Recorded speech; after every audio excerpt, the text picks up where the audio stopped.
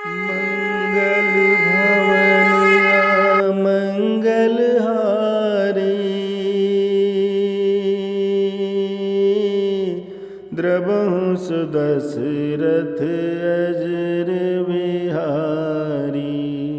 राम सिया राम जय जय राम।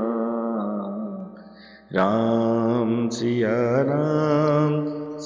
राम जय जय राम।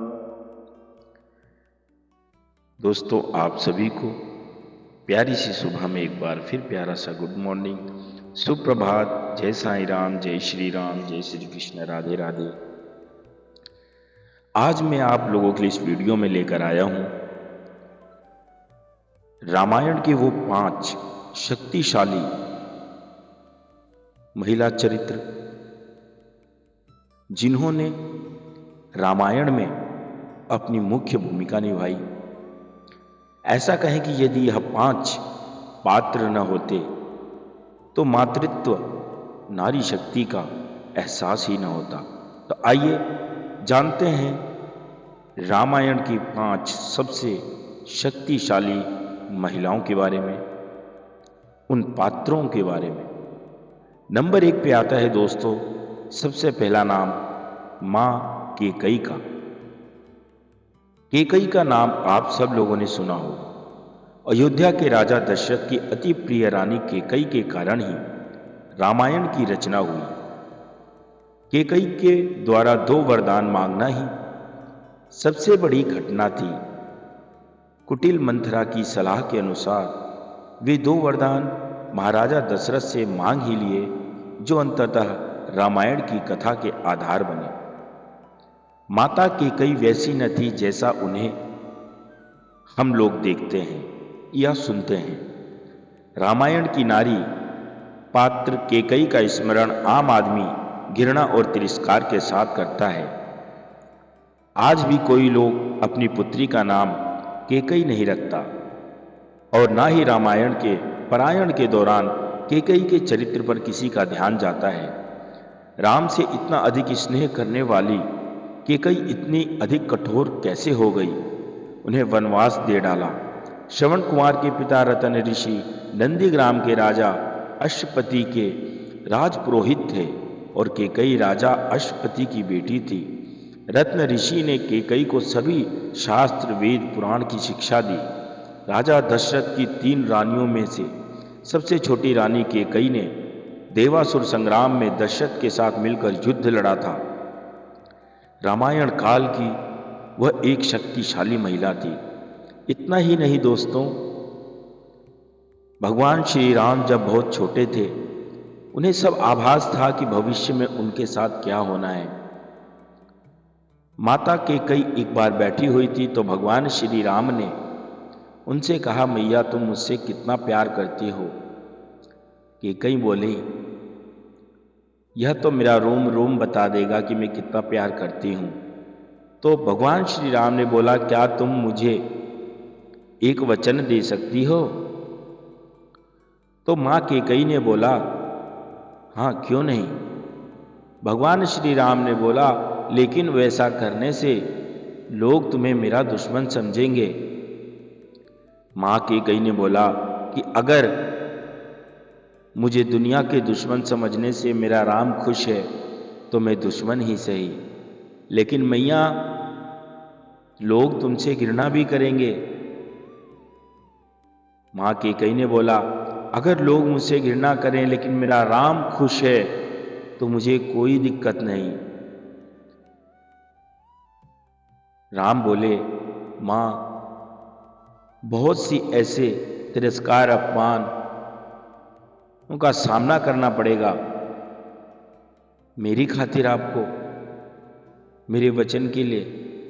माँ कैकेयी ने बोला कि मैं दुनिया का सारा तिरस्कार, सारी घृणा, सारा अपमान सह सकती हूँ, बस मेरा राम खुश रहना चाहिए। तब राम जी ने उनसे बोला था कि जब मेरा राज तिलक का समय आएगा तो आपने 2 वचन मांगने हैं राजा दशरथ जी से, पिताजी से। नंबर 1, भरत को राजगद्दी और नंबर 2 राम को 14 वर्ष का वनवास। माता कैकेयी के दिल पर मानो एक पत्थर गिर गया। उन्होंने कहा कि मैं सारी दुनिया का मान अपमान, घृणा, तिरस्कार सब कुछ सह सकती हूँ, लेकिन मेरा राम मुझसे दूर रहे ये मैं नहीं सह सकती। लेकिन जब भगवान श्री राम ने उन्हें सब समझाया तो माँ अपने दिल पर पत्थर रखकर यह वचन का पालन करने के लिए तैयार हो गई। दोस्तों, शक्ति का भंडार थी माँ कैकेयी, उनके चरणों में हम प्रणाम करते हैं। दूसरा चरित्र आता है दोस्तों माता सीता का। राजा जनक की पुत्री माता सीता का नाम जानकी है। इन्हें माता लक्ष्मी का ही रूप माना जाता है। उर्मिला, मांडवी और श्रुतकीर्ति माता सीता की बहनें थीं। उन्हें पृथ्वी की पुत्री भी माना जाता है, इसलिए उनके भाई का नाम मंगलदेव है।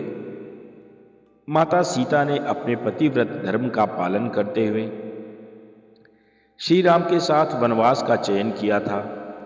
माता सीता सिर्फ गृहिणी ही नहीं, अर्थात घर में रहकर रोटी बनाना या घर के ही कामकाज देखना, इतना तक ही उनकी शक्तियां सीमित न थी। वे प्रभु श्री राम के हर कार्य में हाथ बंटाती थी। इस तरह वे एक कामकाजी महिला भी थी।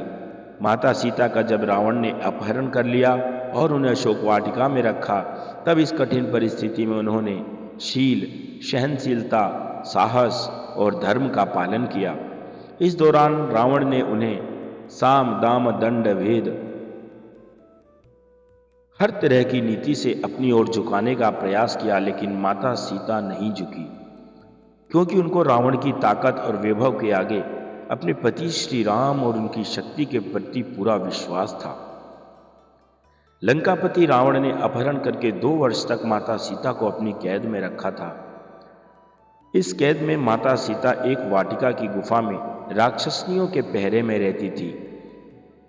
पद्म पुराण की कथा में सीता माता धरती में नहीं समाई थी, बल्कि उन्होंने श्री राम के साथ रहकर सिंहासन का सुख भोगा था और उन्होंने भी श्री राम के साथ में जल समाधि ले ली थी।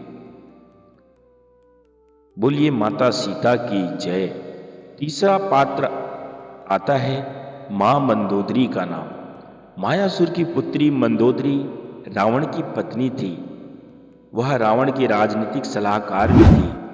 हालांकि सीता हरण के समय उसने रावण को सलाह दी थी कि तुम्हें यह कार्य नहीं करना चाहिए। रावण ने उस वक्त उसकी सलाह नहीं मानी। रावण की पत्नी मंदोदरी की मां हेमा एक अप्सरा थी और उनके पिता एक असुर।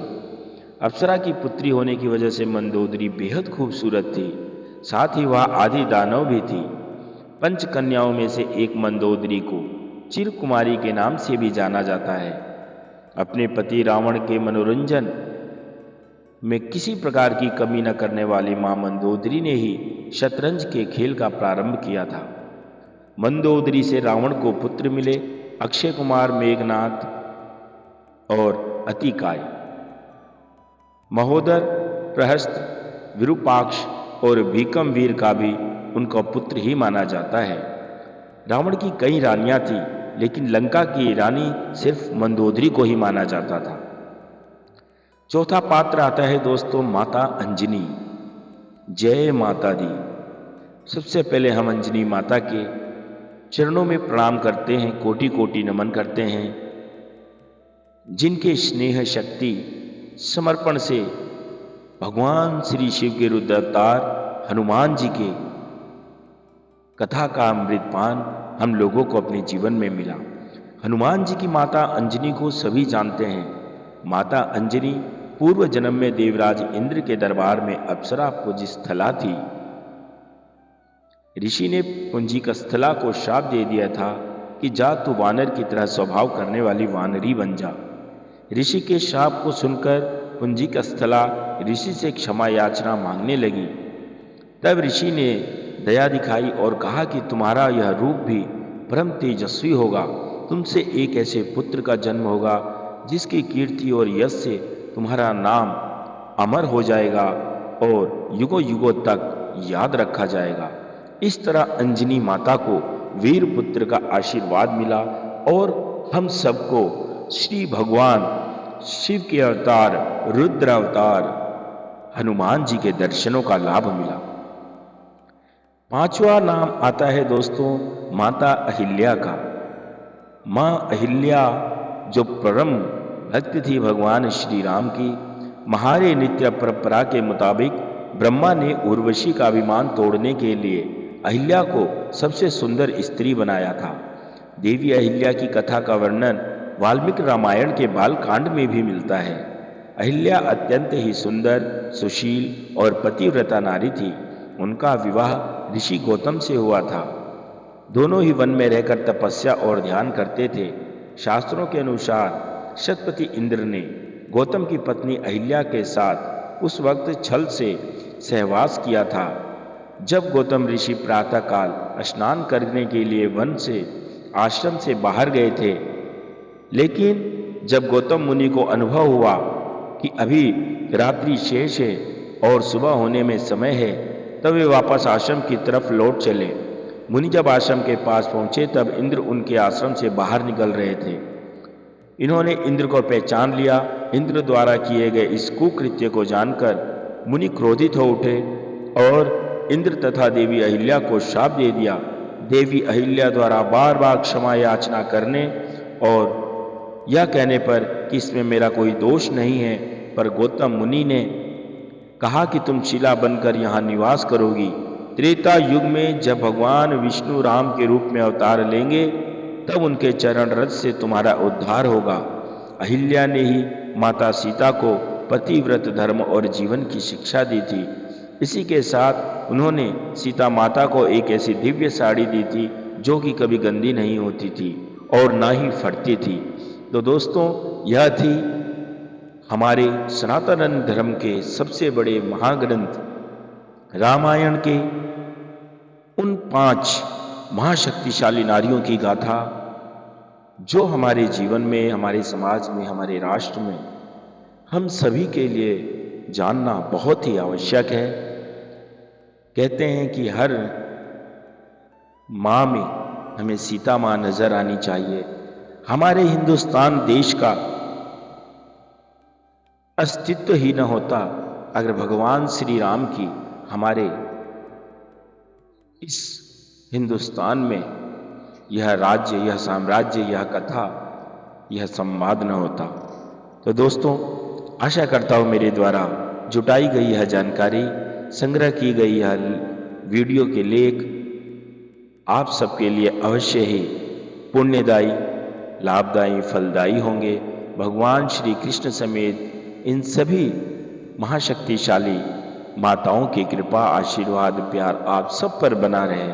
बस इतनी ही प्रार्थना है मेरी आप सबसे, भगवान के चरणों से प्रार्थना है। हर इंसान के अंदर वह ईश्वर निवास करता है। इसीलिए इस भजन के 2 शब्द हम अंत में गुनगुनाएंगे। आइए मिलकर गाते हैं। बोली श्री रामचंद्र भगवान की जय। पता नहीं किस रूप में आकर नारायण मिल जाएगा, पता नहीं किस रूप में आकर नारायण मिल जाएगा। सूने मन के मन मंदिर में राम के दर्शन पाएगा, पता नहीं किस रूप में आकर नारायण मिल जाएगा। जय श्री राम, जय श्री कृष्ण, जय साईं राम, ओम साईं राम। अंत में दोस्तों एक छोटी सी रिक्वेस्ट, जैसा कि हर एक यूट्यूबर करते हैं कि अगर वीडियो अच्छी लगे तो लाइक और शेयर करें, और इसी तरह के कंटेंट देखने के लिए आप हमारे चैनल को प्लीज़ ज़रूर सब्सक्राइब करें। जय श्री राम।